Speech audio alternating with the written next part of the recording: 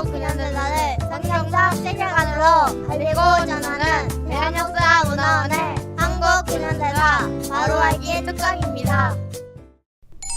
자유를 위해 싸우다. 첫 번째 이야기. 조국의 자유를 찾기 위해 고독한 망명길에 오른 이승만 박사의 이야기입니다. 이승만 박사가 백오인 사건으로 일본에 표적이 되자 존 모트 선교사와 필립 질레트 선교사는 이 박사를 보호하기 위해 미 동부 미네소타주 미니애폴리스에서 열리는 감리교 총회에 이 박사를 한국 대표로 보내기로 결정하고 1912년 3월 9일 14기 감리교회 지방 평신도 대표 회의를 통해 이승만 박사를 한국 대표로 선출하였습니다. 1912년 3월 26일 이 박사는 남대문역에서 오전 9시 35분 발 부산행 열차에 올라 서울을 떠났습니다. 이승만 박사는 이날부터 자신이 미국에 머문 33년의 치열한 삶을 로그북 오브 SR 이승만의 항해 일기라는 제목의 일지에 꼼꼼히 기록했습니다. 특별히 서울을 떠나던 1912년 3월 26일부터 하와이 호놀룰루에 도착한 1913년 2월 3일까지 1년의 행적은 그 어느 해보다 더 자세하게 기록했습니다. 지금부터 그 1년의 행적을 따라가 보겠습니다. 미니애폴리스로 가는 길에 이승만 박사는 3월 27일부터 4월 10일까지 약 보름 동안 일본에서 조선 기독교인 유학생을 위한 출령회와 유학생들을 위한 전도 강연 집회를 인도하고 유학생들과 개인적인 만남을 가지며 조선 유학생들에게 기독교 신앙과 독립의 의지를 심어주는 시간을 가졌습니다. 이 박사의 일본 방문길에는 서울 YMCA 미국인 총무 질레트 선교사, 이상재 선생, 그리고 감리교 선교사 윌라드 크렘이 동행했습니다. 이승만 박사와 그 일행은 부산을 출발해 다음 날인 3월 27일 오전 8시 시모노세키 항에 도착했습니다. 그리고 교토를 거쳐 29일 도쿄에 도착했습니다. 이 박사 일행이 도쿄 신바시역에 도착했을 때 한국 유학생 23명이 이 박사를 맞이했습니다. 당시 한국 사람 중 가장 유명 인사였던 이승만 박사를 만나기 위해서였습니다.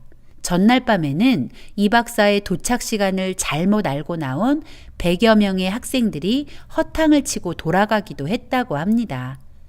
이승만 박사에 대한 한국 사람들의 높은 기대감을 실감하게 되는 일화입니다. 이승만 박사는 30일 도쿄에서 남쪽으로 약 97km 떨어진 가마쿠라에 도착해 가마쿠라 출령회를 인도했습니다.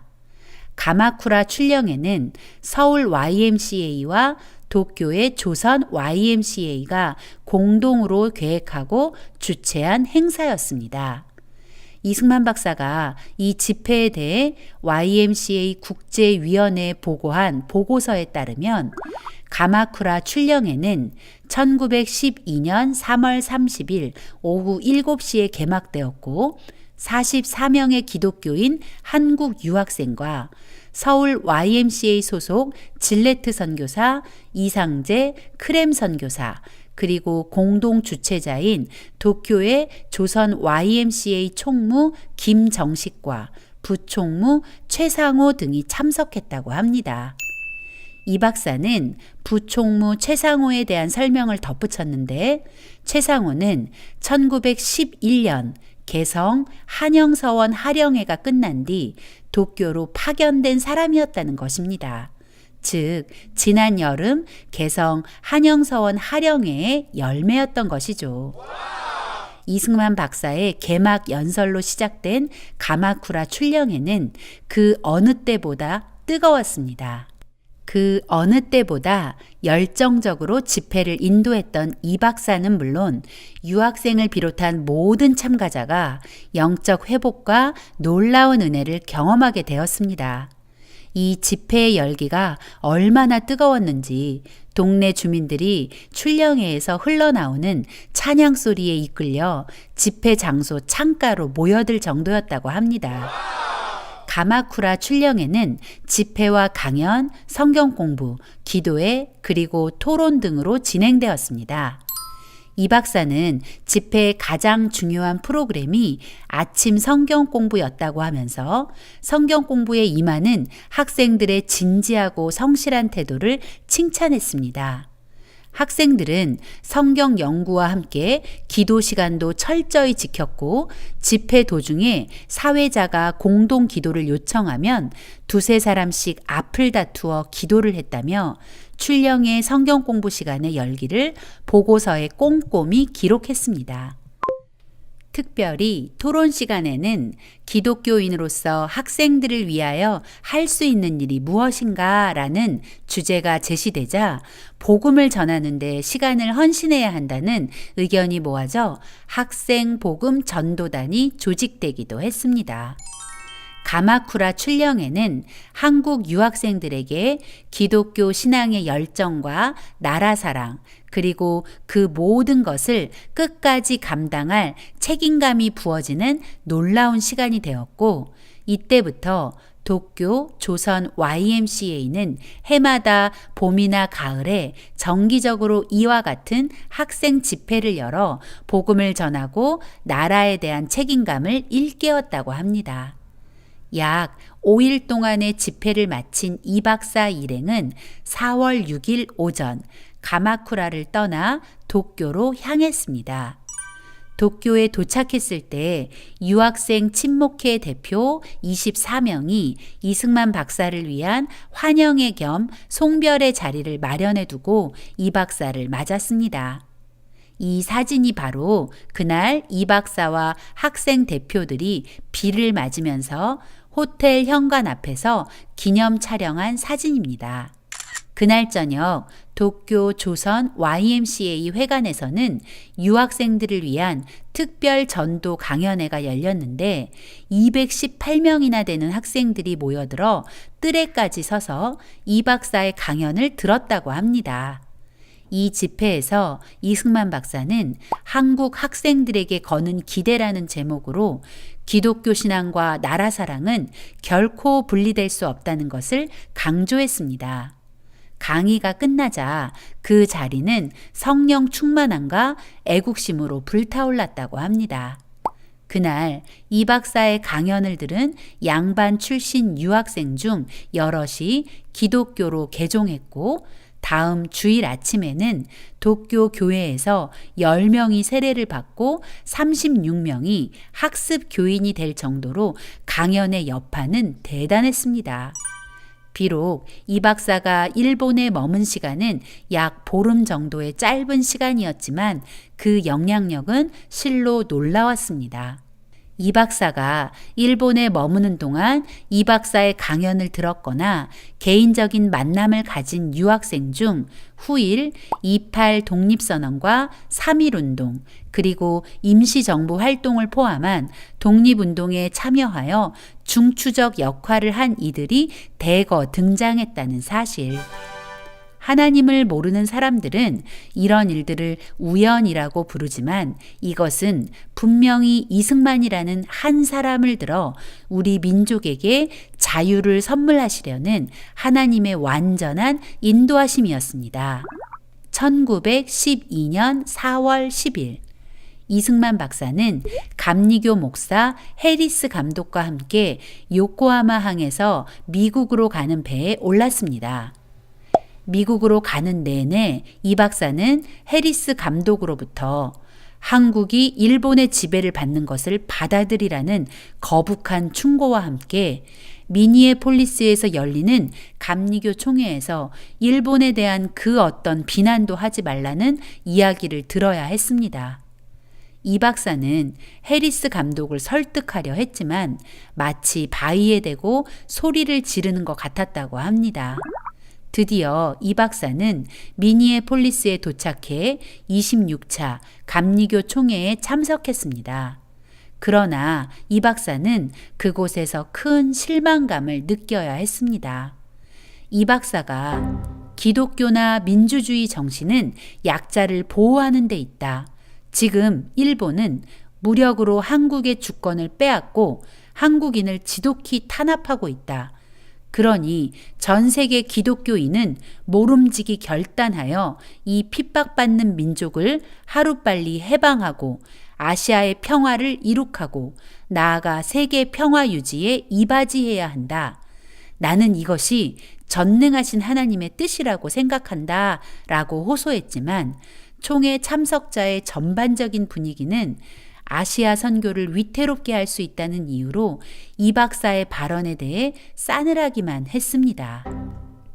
감리교 총회가 끝난 후 이 박사가 하와이 정착을 결정하기까지 1년 가까운 고뇌의 시간을 보내야 했습니다. 이 박사가 미국에 오면서 가장 기대했던 것 중 하나는 프린스턴 시절 은사인 우드로 윌슨을 만나는 것이었습니다. 우드로 윌슨은 1910년 민주당 소속으로 뉴저지주 지사에 당선되어 정치가의 길을 걷고 있었습니다. 그리고 1912년 대통령 선거의 유력한 후보로 급부상한 상태였기 때문에 이 박사는 윌슨이 한국을 도울 수 있을 것이라고 생각한 것이죠. 6월 19일 드디어 우드로 윌슨과의 만남이 성사되었습니다. 윌슨은 이 박사를 뉴저지 시거트에 있는 주지사의 여름 별장으로 초대했습니다. 스승인 우드로 윌슨을 만난 이승만 박사는 한국의 독립을 세계에 호소하는 청원서에 동의 서명을 부탁했습니다. 그러나 윌슨은 다음과 같이 정중히 거절합니다. 나 개인으로서는 거기에 물론 서명해 드리고도 싶소. 서명할 뿐만 아니라 당신의 일을 도와주려고도 하오. 그렇지만 미국의 정치를 위해서는 아직은 내가 당신의 성명서에 도장을 찍을 때는 아니오. 그러나 이제 우리가 같이 일할 때는 반드시 올 것이니 그것을 믿으시오. 그렇지 않아도 나는 벌써부터 당신의 조국 한국을 포함한 모든 약소 민족 국가들의 일을 생각해 오고 있는 중이오. 하지만 이 박사는 다시 한번 윌슨을 설득하려 이렇게 말했습니다. 현상 유지의 정치보다 정의로운 미래를 위해 제 편이 되어 주십시오. 그러자 윌슨은 웃으면서 이렇게 말했습니다. 물론이요. 그렇지만 모든 일의 해결에는 그 적당한 때가 있는 것이오. 하여간 내 당신의 갸륵한 뜻을 명심해 두리다. 윌슨은 이 박사에게 지방 순회 강연을 할 수 있도록 여러 사람을 소개해 주면서 이렇게 말했다고 덧붙였습니다. 당신은 나 한 사람의 도장을 받을 생각을 하지 말고 미국 국민 마음의 도장을 모두 받도록 하시오. 1912년 8월 이 박사는 네브래스카주의 헤이스팅스에서 한인 소년병 학교 교장을 맡고 있던 옥중 동지이자 의형제 박용만을 방문합니다. 이 박사와 박용만은 앞으로 조국의 독립을 위해 자신들의 진로를 어떻게 설정할 것인지에 대한 깊은 대화를 나누었습니다. 두 사람이 내린 결론은 당시 미국 내 한국 동포들이 가장 많은 하와이에 독립운동 전진 기지를 만들어 장기적인 독립운동을 펼치자는 것이었습니다. 물론 이때 이 박사가 하와이행을 완전히 결정지은 것은 아니지만 박용만과의 만남은 이 박사가 하와이 정착을 결심한 큰 이유 중 하나인 것은 확실합니다. 1912년이 저물어가는 연말 타코마에 있던 이 박사는 하와이 제1감리교회 감리사 와이드먼 목사를 만납니다. 와이드먼 목사는 1904년 이 박사가 밀사의 자격으로 미국에 오면서 하와이에 들렀을 때 동포들을 상대로 연설하도록 저녁 집회를 주선해 주었던 사람이었습니다.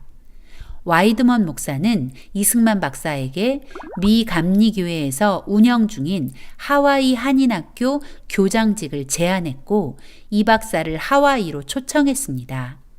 이런 여러 조건이 모여 이 박사는 하와이행을 확정 지었고 그동안 포기하지 못하고 있던 귀국의 간절한 희망을 접고 조국의 독립을 위해 망명 생활을 결심하게 되었습니다. 이 박사는 1913년 1월 28일 샌프란시스코를 떠나 하와이로 향했습니다. 약 일주일의 항해 끝에 이승만 박사를 태운 배는 1913년 2월 3일 오전 8시 하와이 오아후 섬 호놀룰루에 도착했습니다. 이미 하와이에 와 있던 박용만이 이 박사에 대해 얼마나 열정적으로 선전을 했던지 수많은 동포가 항구에 나와 기대 가득한 눈빛으로 이 박사를 맞아주었습니다. 그런데 이 박사를 마중 나온 동포들의 얼굴빛은 이 박사에 대한 기대감으로 가득하다고 하기엔 너무 어두웠습니다. 그 이유는 이 박사가 도착하기 전 이 박사의 부친 이경선옹이 2달 전인 1912년 12월 5일 별세했다는 소식이 먼저 도착해 있었고 그 슬픈 소식을 이 박사에게 전해야 했기 때문이었죠. 이 박사를 환영한 것은 동포들만이 아니었습니다. 하와이의 유력한 인사들 역시 이 박사에 대한 관심을 신문 기사로 표했습니다. 하와이에서 영향력 있는 신문 중 하나인 호놀룰루 스타 뷰리트는 1913년 2월 8일자에 이승만 박사의 하와이 입성을 다음과 같이 보도했습니다. 오늘날 한국에 이승만 박사보다 더 위대한 종교 지도자는 아마 없을 것이다. 그는 제1감리교회의 한국인 및 일본인 관계 사업 책임자 와이드먼 박사의 초청으로 호놀룰루를 방문하고 있다라고 시작하여 이 박사의 젊은 시절 신문과 만민 공동회를 중심으로 한 개혁가 활동, 그로 인한 한성 감옥 투옥과 한성 감옥에서의 일들, 그리고 미국 유학 과정 및 박사학위 취득 등을 자세히 설명했습니다. 또 함께 실린 다른 기사는 다음 날인 일요일에 있을 중앙연합교회에서의 강연 계획을 알리면서 다음과 같이 보도했습니다. 이승만 박사는 세계에서 가장 뛰어난 한국인이다. 그는 7년 동안 감옥에서 복역했고 2년 동안 서울 YMCA 총무로 활동했다. 그러한 그가 오전 예배 시간에 그의 경험에 대한 흥미있는 이야기를 할 것이다. 많은 참석자들이 이승만 씨를 환영할 것이 기대된다. 이승만 박사는 하와이에 도착하자마자 세계에서 가장 뛰어난 한국인으로 소개되었고 하와이에서 가장 영향력 있는 교회에서 강연을 하게 된 것입니다. 그것은 당시 다른 어떤 한국 사람도 기대할 수 없는 놀라운 일이었습니다. 이 박사가 이렇게 된 것은 운이 좋아서도 자신의 탁월함 때문도 아닙니다. 하나님의 세밀한 인도하심이었죠. 이 박사는 자신을 인도하시는 하나님의 섭리를 주변 사람들에게 늘 고백하곤 했습니다. 하나님께서 이 박사를 한성 감옥이라는 훈련소에서 단련하시고 미국 유학을 통해 지도자적 면모를 갖추게 하셨습니다. 그리고 우리 동포들 뿐만 아니라 미국인들의 눈에도 하나님의 선을 이루기 위해 준비된 희망으로 보이도록 만드신 것입니다. 이제 이승만 박사는 조국의 자유를 찾기 위해 치열한 싸움을 싸우는 독립운동가의 삶을 이곳 하와이에서 시작하는 것입니다. 오늘의 내용을 정리해 볼까요? 이승만 박사는 백오인 사건으로 고국을 떠나게 되었습니다. 그의 정해진 목적지는 미니애폴리스. 미니애폴리스로 가기 전 이 박사는 일본에 있던 한국 유학생을 위한 가마쿠라 출령회와 도쿄 조선 YMCA 전도 강연 집회를 인도하게 됩니다. 약 보름의 짧은 일정이었지만 이 박사의 외침은 한국 유학생들의 마음에 기독교 신앙과 독립의 열망을 가득 불어넣었습니다. 그리고 드디어 미니애폴리스에서 열리는 감리교 총회에 참석한 이승만 박사는 미국 기독교인들을 향해 한국의 독립을 호소했지만 아시아 선교를 위태롭게 할 수 있다는 이유로 이 박사의 호소는 외면당했습니다. 정도의 차이는 있지만 기대했던 우드로 윌슨과의 만남도 마찬가지 결과였습니다. 그 후 이승만 박사는 옥중 동지이자 의형제였던 박용만을 만나며 미국 내에 한국 동포가 가장 많이 거주하는 하와이에서 장기적인 독립운동을 구상합니다. 하지만 이 박사의 마음은 그때까지도 고국으로 돌아가길 원했습니다. 그러나 하나님의 계획은 그를 하와이로 보내는 것이었습니다. 이 박사는 이제 귀국의 소망을 접고 동포들의 열렬한 환영과 하와이 유수 언론의 격한 환영을 받으며 독립운동을 위해 하와이에 입성했습니다.